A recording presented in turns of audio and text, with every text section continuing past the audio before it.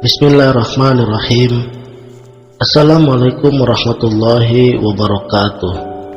Salam sang sejati. Firman Allah, dan apabila manusia bertanya kepadamu tentang ruh, katakanlah, ruh itu termasuk urusan Tuhanku, dan tidaklah kamu diberi pengetahuan melainkan sedikit. Apabila telah kusempurnakan kejadiannya dan kutiupkan ruhku, maka hendaklah kamu bersujud kepadanya. Sujudnya malaikat kepada Adam, karena di dalam diri manusia yang telah disempurnakannya sebenarnya mengandung zat Tuhan atau energi ilahiyah, yaitu yang disebut rohku di dalam surat Shad ayat 72, bukan kepada sifat kemanusiaannya.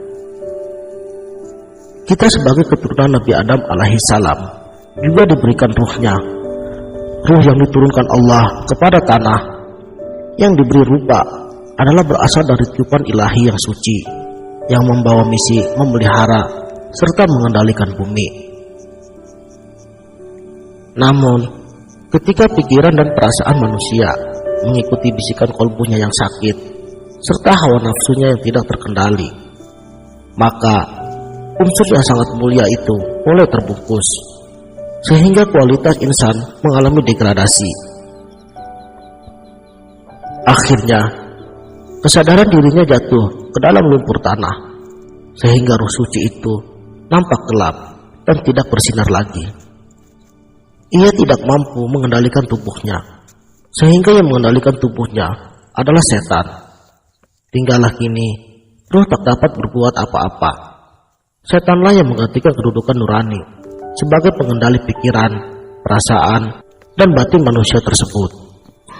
Dengan demikian, yang mengendalikan pikiran dan tubuh bukan kesadaran jiwa lagi, akan tetapi dorongan-dorongan seperti rasa lapar, rasa haus, seks, rasa marah, dan malas.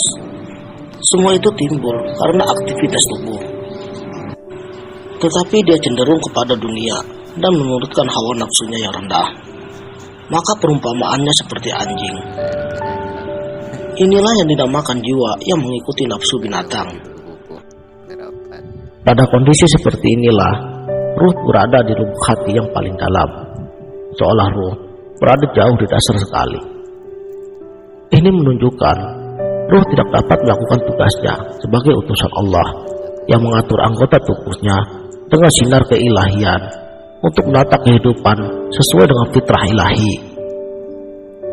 Secara hakikat, ruh suci inilah Al-Quran sejati yang tidak tertulis dengan tinta dan tidak berupa suara, sehingga keabadian firman-Nya tetap terjaga karena tersimpan di dalam kalam yang suci. Sesungguhnya, Al-Quran itu adalah ayat-ayat yang nyata di dalam dada orang-orang yang diberi ilmu, dan tidak ada yang mengingkari ayat-ayat kami, kecuali orang-orang yang zalim. Manusia harus berjuang menemukan kembali unsur yang akan menjadikannya sebagai makhluk yang paling mulia di alam semesta ini. Jika manusia belum mengenal ruhnya, kedudukan manusia sama seperti hewan yang memiliki kesadaran jiwa yang rendah. Atau apakah kamu mengira bahwa kebanyakan mereka itu mendengar atau memahami? Mereka itu tidak lain hanyalah seperti binatang ternak, atau bahkan lebih sesat jalannya dari binatang ternak itu. Pada kondisi ini, sifat-sifat manusia sangat didominasi oleh sifat-sifat hewani, seperti makan, minum, tidur, seks, dan egois. Dominasi ego dan nafsu sangat kuat mempengaruhi kehidupan manusia. Ego adalah produk pikiran. Manusia dengan kesadaran rendah masih belum mampu melakukan kontrol terhadap panca indera yang dimilikinya, sehingga dia pun tidak dapat melakukan kontrol terhadap egonya. Apabila hati telah dikuasai ego, maka dapat dipastikan manusia tersebut tidak akan dapat mendengar suara rohnya.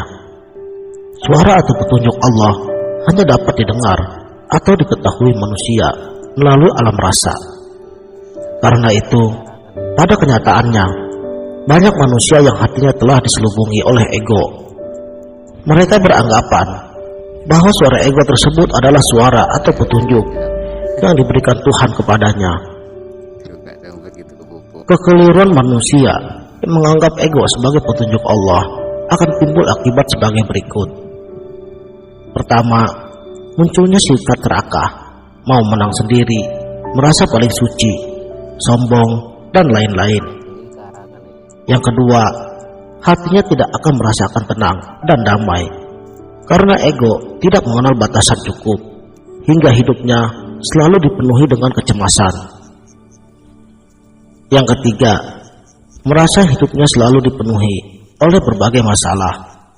Bahkan, rahmat Allah pun seringkali dirasakan sebagai masalah, dan sulit untuk bersyukur pada kehendak Allah Subhanahu wa Ta'ala.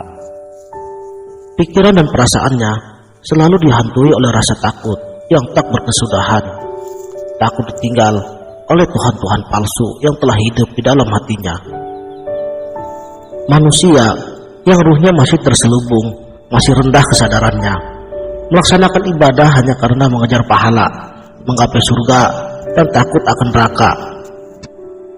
Seluruh pelaksanaan ibadah dilaksanakan hanya terbatas pada pelaksanaan hukum-hukum, rukun, dan belum menyentuh maknanya. Karena itu, kebanyakan manusia yang berkesadaran rendah pada akhirnya, disadari atau tidak, akan menjadikan hukum-hukum syariat sebagai Tuhan-Tuhan palsu di hatinya. Yang mereka sembah sebenarnya adalah ajarannya, bukan Allah Subhanahu wa Ta'ala sebagai pencipta dan pemilik ajaran-ajaran itu sendiri. Kebanyakan manusia tidak menyadari bahwa beribadah sebenarnya bukanlah bertujuan mengejar pahala, tetapi sebagai training atau latihan untuk mencapai derajat takwa atau kesejatian diri yang sesungguhnya, sehingga menjadi manusia yang mampu menjalankan hidup di dalam pimpinan ruh yang hidup. Untuk dapat meningkatkan kualitas kesadaran rendah menjadi kualitas kesadaran yang lebih tinggi, maka yang pertama kali harus dilakukan adalah menurunkan dominasi ego yang ada di dalam diri kita. Wallahu a'lamu bishawab. Sekianlah, semoga bermanfaat. Wassalamualaikum warahmatullahi wabarakatuh.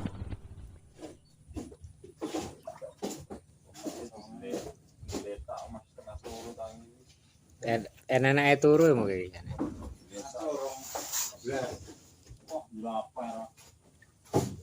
Dipoto kita Mas. Rekon iki wong buri. Foto. Video. Wong mari Jumatan lekar-lekar kuwi malah turun to. Kaya Urung krip-krip tok. anu apa karo anak cilik. Duh. Wis cilik. Aku nepon anu to mau aneh satu. Maka tuh nge. Oh iya. Langsung. Dua lek ganti langsung nge. Tapi ora anak budal ya. Oh. Ya,